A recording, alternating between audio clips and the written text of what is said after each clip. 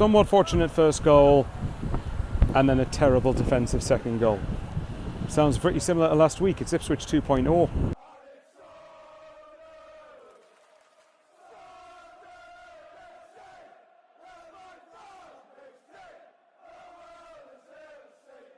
Yes, we know we need another forward. That's and we have to keep mentioning that because it's important. We do need another forward.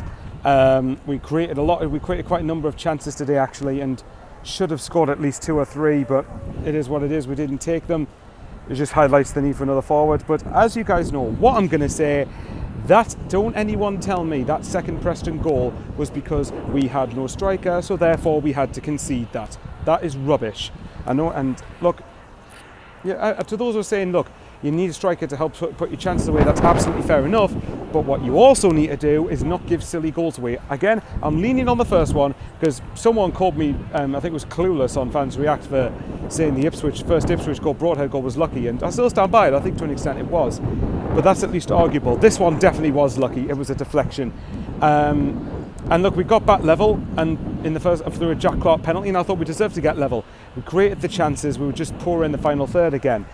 And then the second half, Preston started a bit better.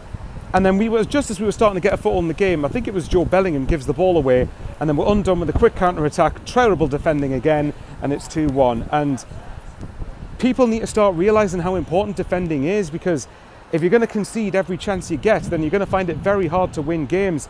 And why is it, we can say that we need a forward, absolutely, but we need to start expecting better standards at the back. Again, the first one, it was lucky, definitely lucky. But the second one, no one can ever convince me that we had to concede that because of lack of a striker. Yes, it's a valid point that we do need another forward, but I'm sick of that being an excuse for everything. Like, come on, the other players have got to step up and take responsibility. Just because we need another striker doesn't mean other players can be let off the hook. But again, we huffed and puffed but couldn't quite get level, and obviously 2 defeats, 2 games that I don't think we've deserved to lose, but nevertheless it's 2 defeats. Next week's big against Rotherham. I don't care what people say about our home form, I don't care about the lack of a forward, you've got to be beating Rotherham, no excuses. And if we don't, then that's really, really poor in my opinion. But there you go, well done to Preston, enjoy the win as you should. And it just highlights another couple of 2.5 weeks, important weeks in the window where we need to get at least another striker in.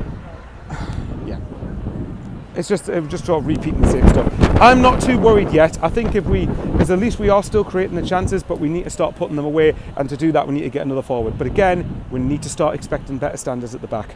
Anyway guys, I'll love you and leave you there. I can't be bothered, and now I've got to get myself back to Sunderland, so it's going to be fun. Bring on Rotherham next week, where we'd better be 3 points for Sunderland anyway. See you later.